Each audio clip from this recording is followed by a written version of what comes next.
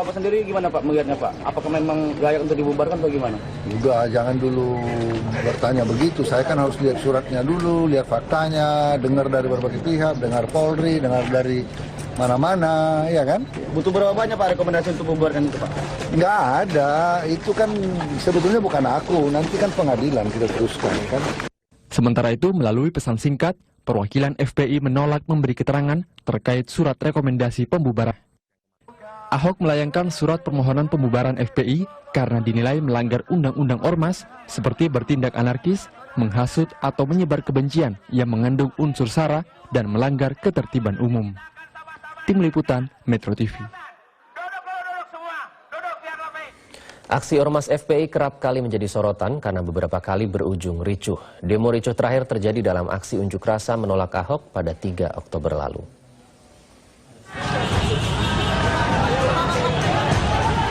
Mungkin Anda masih ingat dengan aksi anarkisme ini.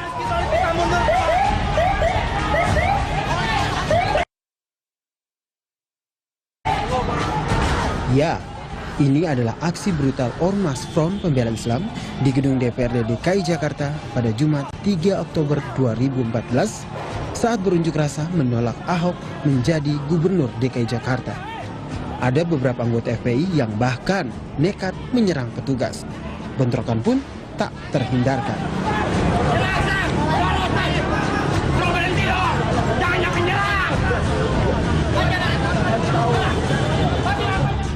Belasan aparat jadi korban luka karena terkena lemparan batu dan balok kayu.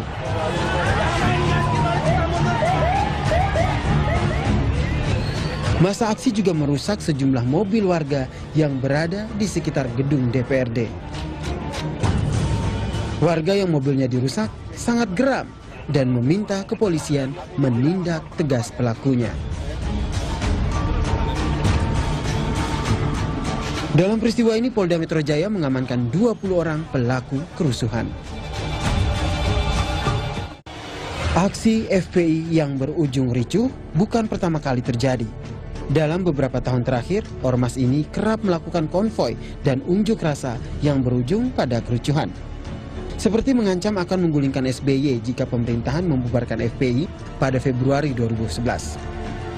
Ada pula insiden penggerudukan kantor SCTV pada Agustus 2011, melempari gedung Kementerian Dalam Negeri dengan batu dan telur busuk pada Januari 2012, serta bentrok dengan warga Sukorejo pada Juli 2013.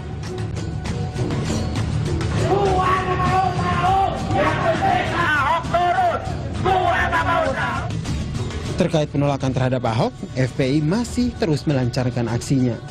Senin kemarin masa FPI kembali turun ke jalan menolak Ahok menjadi Gubernur DKI Jakarta. Bedanya dalam unjuk rasa kali ini, Ketua Umum FPI Rizik Syihab serta sejumlah politisi seperti Abraham Lunggana dari P3 dan M. Taufik dari Gerindra juga ikut terlibat dan memberikan orasi.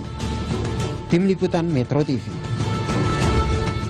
Keterlibatan 2 anggota DPRD Provinsi DKI Jakarta dalam unjuk rasa Front Pembela Islam pada Senin kemarin dinilai tidak tepat oleh PLT Gubernur DKI Jakarta Basuki Cahayapurnama.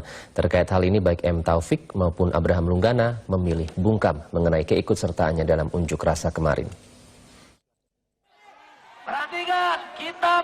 Demo Front Pembela Islam untuk menolak Ahok menjadi Gubernur DKI Jakarta Senin kemarin mendapat dukungan dari 2 anggota DPRD DKI Jakarta, Abraham Lunggana atau Lulung dan M. Taufik. PLT Gubernur DKI Jakarta Basuki Cahayapurnama merespon keras hadirnya 2 wakil rakyat itu. Menurut Ahok, sebagai anggota dewan yang telah disumpah, tidak semestinya ikut dalam aksi itu, terlebih sambil mengeluarkan kata yang tak pantas. Kalau saya Mendagri, udah saya pecat itu wakil ketua DPRD yang demo dengan FPI yang tidak ada izinnya. Dan teriak-teriak itu menghasut, melawan konstitusi, menghina konstitusi. Bagaimana bisa seorang wakil ketua DPRD naik demo dengan orang teriak-teriak bahasa binatang melawan konstitusi?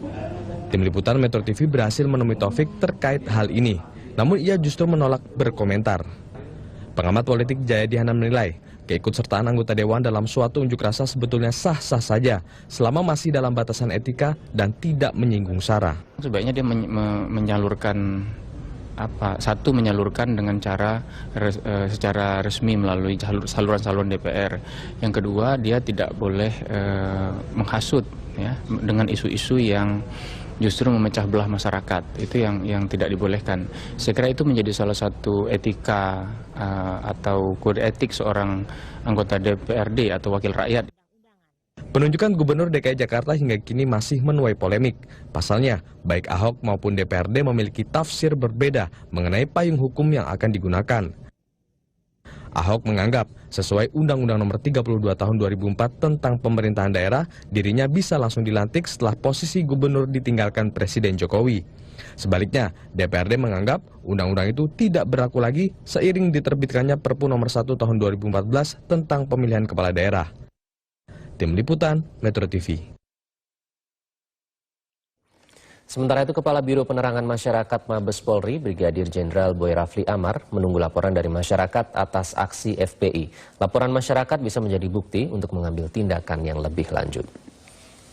Publik mengetahui adanya pihak-pihak tertentu yang melakukan aksi penghasutan, menebar kebencian terhadap kelompok-kelompok tertentu, itu bisa menjadi perkara hukum. Bisa dilaporkan kepada pihak kepolisian, dicari nanti kelengkapan bukti, dan itu bisa menjadi kasus yang diajukan ke pengadilan. Wacana pembubaran FPI semakin menguat, meski demikian hal ini masih menuai pro kontra. Ada yang setuju, namun ada juga yang merasa wacana itu harus didiskusikan lebih lanjut. Dan berikut tanggapan warga terkait wacana pembubaran FPI. Kalau saya sih setuju, soalnya FPI itu ya kayak dia merusak gitu. Iya, kayak mencemarkan agama Islam kalau menurut saya. Sebenarnya sih kurang setuju, cuman karena FPI-nya makin lama makin brutal, ya setuju-setuju aja sih. Iya, soalnya kalau dia diem-diem juga makin lama makin brutal mereka. Nggak ada etikanya.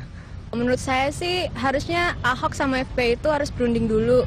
Gimana yang bagusnya biar dua-duanya senang gitu, nggak ada yang merasa terugikan. Emang sih FPI itu gimana ya?